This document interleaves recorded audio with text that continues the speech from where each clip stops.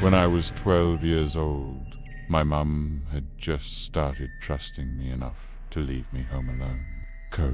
So this had to be when I was 12. We live in a peaceful and ordinarily safe little town, quiet streets, spacious yards, friendly neighbors, and a charming little village with a bunch of shops and restaurants. It really is not a place where you need to look over your shoulder at night if you're walking alone or anything like that. It just feels safe, which is part of the reason my parents trusted me home alone at such a young age. I still live with my parents today in the same house. The night in question, it was a weekend. My parents were leaving me home alone for the night. When we were really little, my grandparents would watch my older sister and I. But since my sister was on home for whatever reason, and since I was kind of old enough to be left alone at that age, my parents decided to just trust me by myself. My parents had us young, so they've always been a bit more active in the sense that they'd often travel or go out on the weekends with their friends. They left me some money for pizza for dinner. It was the ideal night for a 12 or 13-year-old house. To myself, video games all night, and pizza for dinner. I used to be obsessed with James Bond video games when I was a kid. So I was playing some game called Nightfall for like my third on my PS2. After I finished the game again, I decided to order the pizza.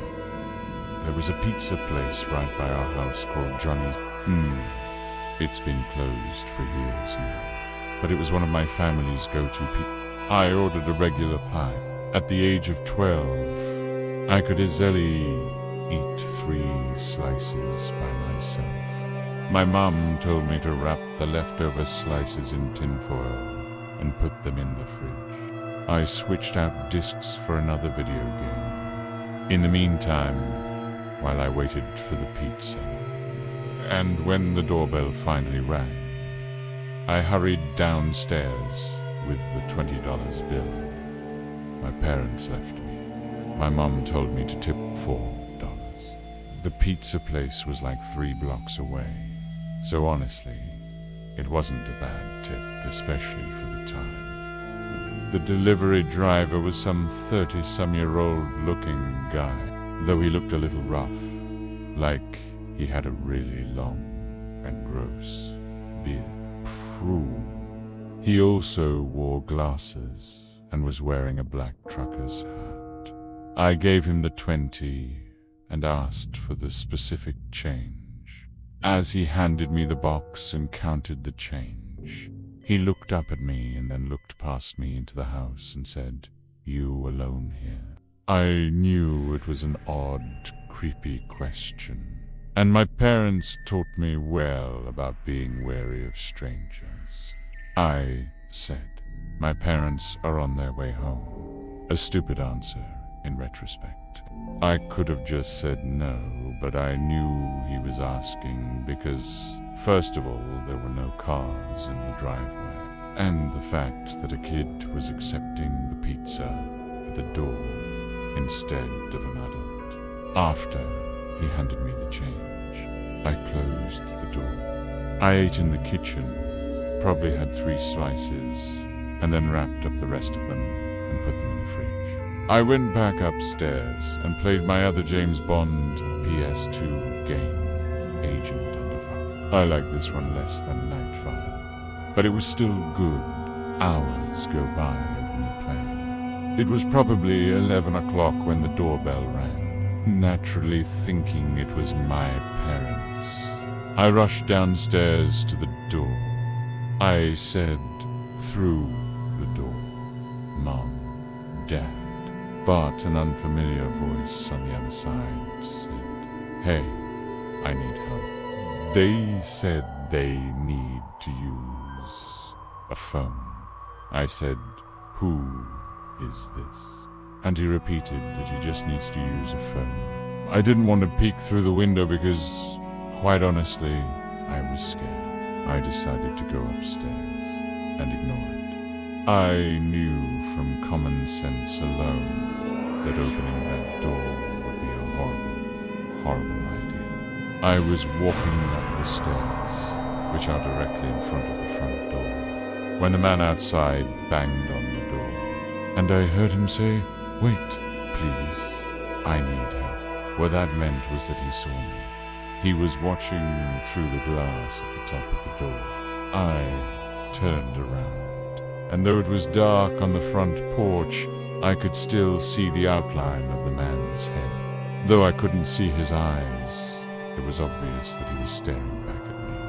I ran upstairs and ran to my parents' room. The only housebone that was upstairs was in my parents' room. So I went to the phone immediately and called my mom's cell phone number. I didn't memorize my dad's number at that age. My mum picked up the phone, likely under the influence of a few glasses of wine. And then I told her that there's someone at the door asking to come in. This comment likely sobered her up instantly, as I remember her tone shifted dramatically, and she sounded much louder and more concerned. She asked me a few questions. Firstly, if I had answered the man or at all made him aware that I was home, and I told the truth and said yes. I asked who it was. My mom's tone grew more and more concerned. She asked me if for any reason someone knew I was there by myself, and I immediately thought of the pizza guy. I told her that the pizza guy asked if I were here alone, and around this time, the doorbell rang 2 more times. I told my mom in a panic, expressing that the guy would not leave. My mom told me to stay put in their room and keep the bedroom door locked. She said they were calling the police.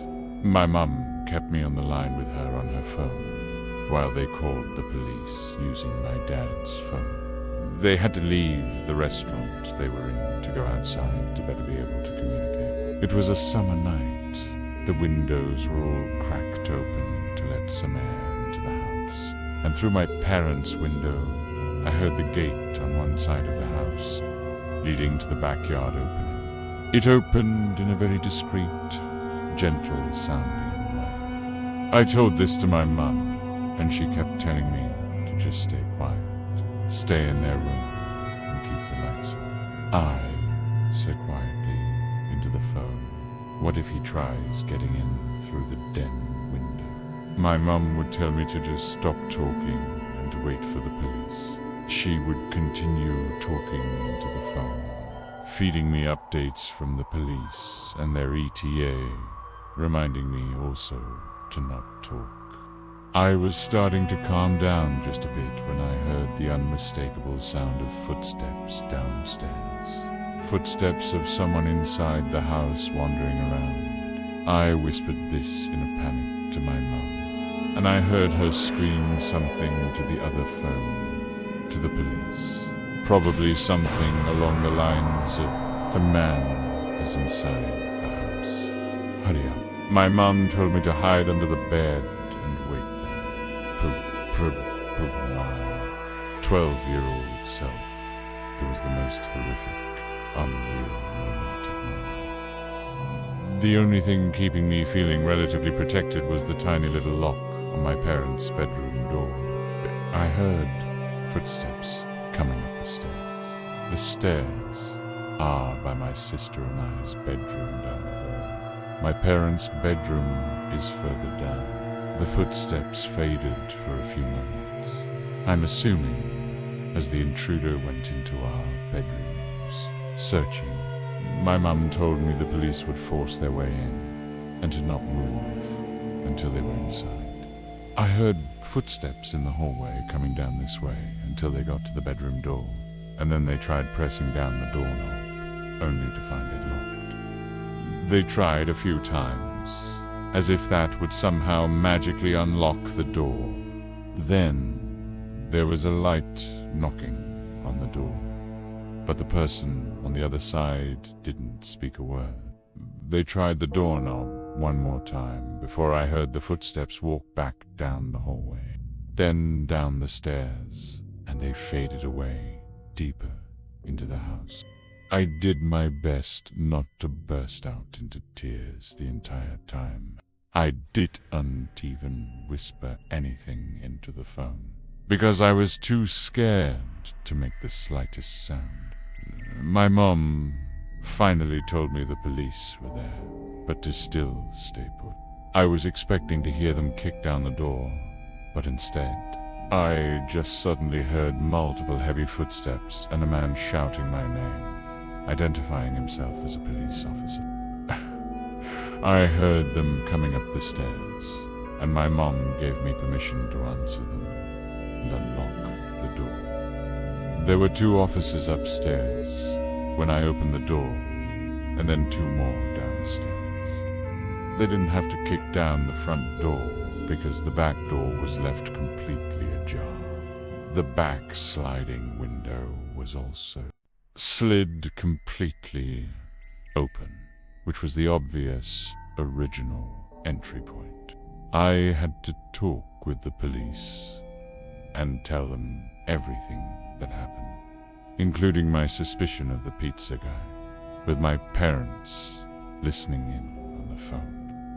Play. They were en route home, and by the time they got back, there were only 2 police officers still at the house, with the police report, including a note of the pizza guy. They said they'd do their investigation. My parents brought me to Gianni's Pizzeria the next night and asked me to point the guy out if I saw him. When I didn't see him, they asked the manager which employee matched the description of the delivery guy I described. He said that would be Phil, who was currently out doing a delivery. After explaining the whole scenario, he said there's no way that it'd be Phil, and asked us to leave the premises. Long story short, my parents made a big scene in the pizzeria, and they said they would never give them our business again. We went to the car and waited in the parking lot. We waited for almost an hour, and when he never showed up, we left. My parents thought it was because the manager called or texted the employee, which caused him not to show back up, but who knows. My parents contacted a few lawyers who ultimately didn't take the case due to a lack of solid evidence, stating it would be a waste of time, basically. Ultimately, we never did go back to that pizzeria, and it was UNT for a long while after that my parents felt safe leaving me home alone again, simply because of this incident. Ultimately, I do think it was the pizza guy, or at least someone associated with him, because who else would have known that I was home alone that night? When I was a teenager, my parents and I moved from California to a secluded area in North Idaho. My parents had just retired and built their dream home deep in the backcountry. We had no neighbors in sight, just forest, endless, dense forest that backed right up to national parkland and paper mill logging grounds. The house was massive, 2 stories, a gym, a full bar and pool room, and a legit movie theater set up in the basement.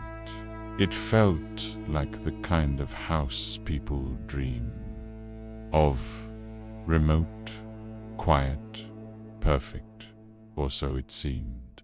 I was dating my high school girlfriend at the time. One night, while my parents were out on a date downtown, I invited her over to hang out and watch a movie. We were completely alone.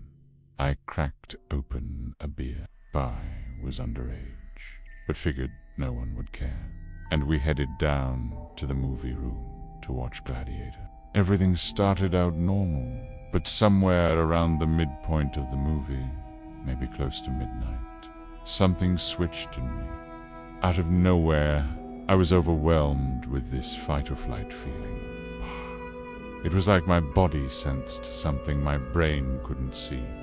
My heart was pounding, and I kept glancing at the uncovered windows behind us that looked out into the pitch-black wood. I didn't want to freak out my girlfriend, so I kept it to myself. In fact, things got a little heated between us during the movie. But the whole time, I couldn't shake the feeling that we were being watched. I didn't know where, but I knew. After the movie ended, I walked her upstairs and out to her car. The house was dead quiet again. She drove off, and I turned to go back inside when I remembered I'd left the bar, pool room, and movie room lights on. So I went back downstairs. I turned off the lights in the movie room first, then paused. My eyes drifted to the large window that looked into the backyard, and that's when I saw him, a man. He looked homeless, wild hair, filthy clothes. But what froze me in place was his expression. He had the biggest, creepiest smile I've ever seen, with wide, staring eyes that looked absolutely deranged, and in his hand was a knife. He was gently tapping it on the glass, over and over. At first, I thought I was hallucinating. I slowly backed away and went to the barroom to shut off the rest of the light. That room has a sliding glass door that also faces the woods. I flipped the switch and watched in horror as the man calmly walked from the window to the door, still smiling, still staring. At this point, we were less than a foot apart, just the glass between us. He didn't try to get in. He didn't move at all. He just watched me. I went upstairs without a word. Right then, my parents were walking through the door. I told them, I think I need to go to the psych ward or something. I swear, I just saw a guy with a knife watching me. Outside, my mom went pale. My dad's eyes narrowed, and without a word, he went to the gun safe, grabbed his rifle, and stormed out to check the property. I asked my mom what was going on, and she said, there have been a few break-ins in the area. A guy wandering through the woods, trying to get into homes. The description you gave matches exactly. The police were called, but they didn't find anything. No signs of entry, no footprints, just cold, black woods. That should have been the end of it, but it wasn't. That night, as I tried to sleep, I could hear a light tapping sound beneath me. My bedroom was on the second floor, directly above the movie room. It sounded like metal gently tapping glass. I tried to convince myself there was nothing. The tapping lasted for hours. This happened night after night for weeks. Sometimes it would stop. Sometimes I'd wake up at 3:00 a.m. and hear it faintly again. I even thought I heard footsteps on the roof one night. I checked the windows, but I never saw anyone. Still, I couldn't shake the feeling that I was being stalked, watched. Then winter came. My parents had to go out of town for a few days, but they were still nervous about what had happened before. They left, but they gave me a shotgun, just in case.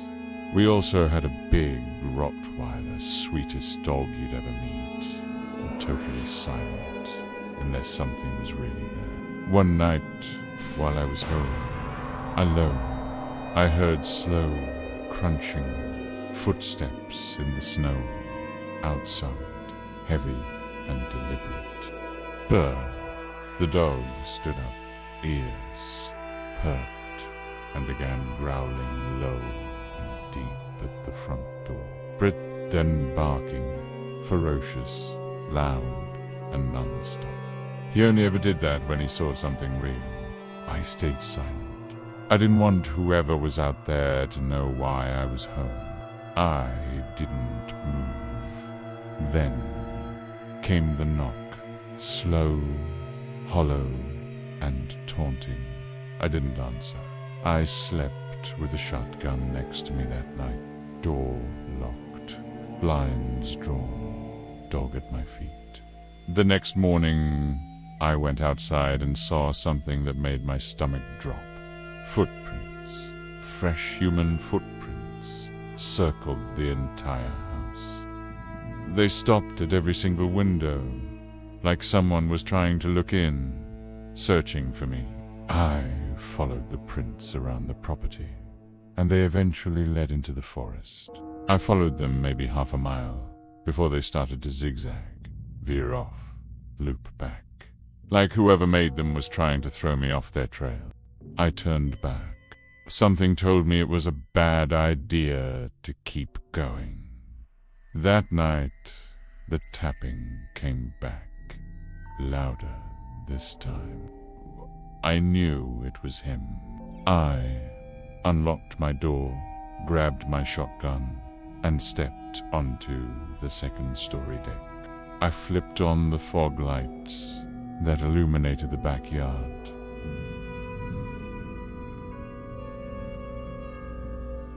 There he was, same man, same smile, and same dead eyes. He was holding the knife again, staring directly at me like he could see through me. I raised the shotgun and shouted, "If you don't leave, I'll put one right through you." Pew! He didn't move or flinch, just stared, unblinking, grinning. I fired a warning shot into the air, and I finally got a reaction.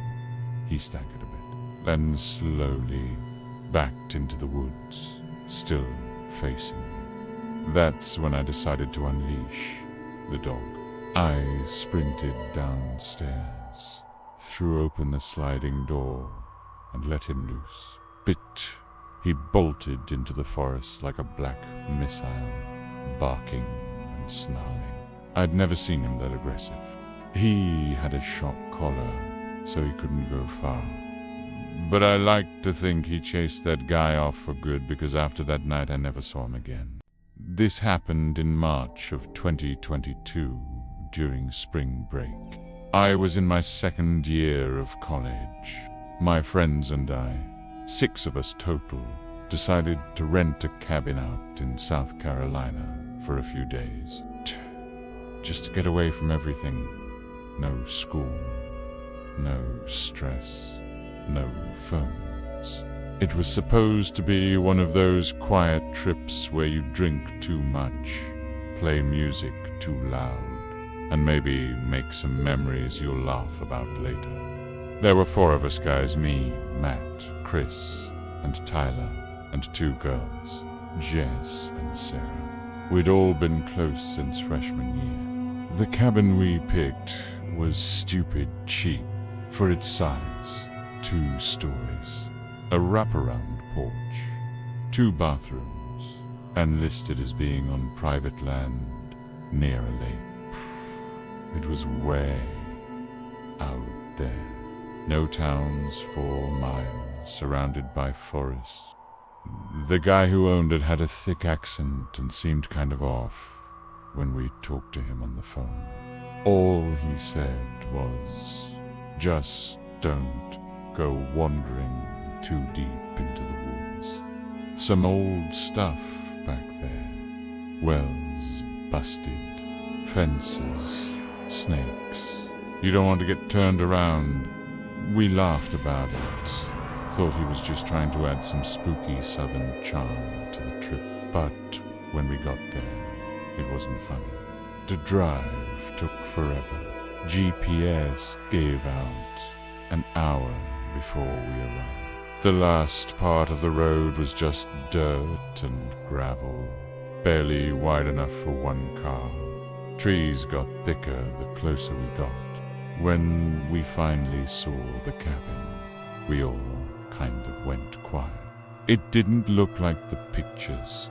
It was older and dirtier. The windows were dusty, and a few of the shutters were hanging off by the hinges. There was this faint smell outside, like old garbage and wet wood. We brushed it off and made jokes, said it just added character. Pre-unloaded, claimed rooms, and started drinking by 7 p.m. The first night was fun, being grilled outside. Cranked music from a Bluetooth speaker and played some card game. By 11 o'clock, it got cold, so we moved inside. That's when I noticed how dark the woods were. I don't mean just nighttime dark. I mean complete blackness. The porch lights barely lit up more than a few feet, and the trees were so dense. It felt like they were pressing in from all sides. No bugs, no wind, just total, heavy silence. We ended up crashing around 2 o'clock a.m. I had one of the rooms on the ground floor, right next to the kitchen, small, with just a bed and a window facing the wood. At around 4:15, I woke up, no reason, just wide awake, like someone had poked me. I laid there for a second, heart beating fast. Then I heard it tap, tap, tap. Bye. I thought it was the heater at first, but then it repeated, steady, non-metallic, non-mechanical. It sounded like fingers. I looked at the window, and there was a man standing there. He was pressed up against the glass, face almost touching it, pale skin, wild hair, no shirt, just staring in. His mouth hung slightly open, like he was breathing through it. His eyes were wide. He didn't move. He just stood there and tapped, soft and slow, like he was trying to tease me. I felt like my body locked up. Then the tapping got a little faster. I whispered for Matt, who was sleeping on the couch outside my room. I said his name again, louder. He woke up groggy and asked what I wanted, and I just pointed. He looked over, saw the man, and immediately jumped up, knocking over the coffee table. That must have scared the guy off, because by the time Matt turned the porch light on and ran outside, he was gone. We all got up. Tyler tried to convince everyone it was just some drunk local messing with us. Chris said maybe it was a hunter who got lost, but I knew it was that guy watching me. He wasn't lost. We blocked the doors, moved the couch in front of the big living room window, and took turns staying awake for a few hours. Nothing else happened that night. The next morning, we went outside. There were footprints, bare human footprints, circling the entire cabin. Stopped at every window, every single one, even the little one above the upstairs shower. That should have been it. We should have left, but we didn't. We were dumb and stubborn, and we stayed. Night started the same. Drinks, music, fire pit, but the energy was different. Everyone kept glancing at the woods, just didn't drink, and Chris kept his hunting knife on his belt. When we finally went inside, we locked every window and double-checked the doors. Around 3:30 a.m., Matt went to the kitchen for water. Bear. He stopped in the hallway and called my name. Got up and saw him standing there, pointing. There was someone in the kitchen, the man from before. But this time, he was inside. His back was to us, covered in long, raw-looking scratches. He was standing in front of the fridge, staring at it like he didn't know what it was. He made this slow, swaying motion, like he was rocking on his feet. Matt didn't speak. He just backed up. We all gathered silently at the hallway entrance. I had a pocket knife. Sarah had the fire poke. Chris grabbed one of the chair legs he'd snapped earlier, trying to be funny. We turned on the light. The man was gone. The back door was wide open, but it wasn't broken. It wasn't forced. It was just open. We left 20 minutes later. No one argued. We packed only the basics: wallets, keys, phones, and drove through the woods until we had enough signal to call the sheriff. When we met the deputy at a diner off the highway, he didn't look surprised at all. He asked if anyone was hurt, then said, "Yeah, we've had some trouble with folks squatting up in those woods." Not always right in the head. We tried to explain. It wasn't just some homeless guy. This man watched us, came back 2 nights in a row, and had a key, or somehow got inside. The deputy just nodded, like he'd heard it before. When we mentioned the owner, his face almost implied that he knew the guy. The listing disappeared a few days later, completely wiped from every rental site. We never got answers, and never got a call. We never even got our deposit back. But that face, the way he looked at me through the window, I still see it sometimes when I wake up at night. We don't talk about that trip much anymore. But as far as I know, none of us have been back to South Carolina since.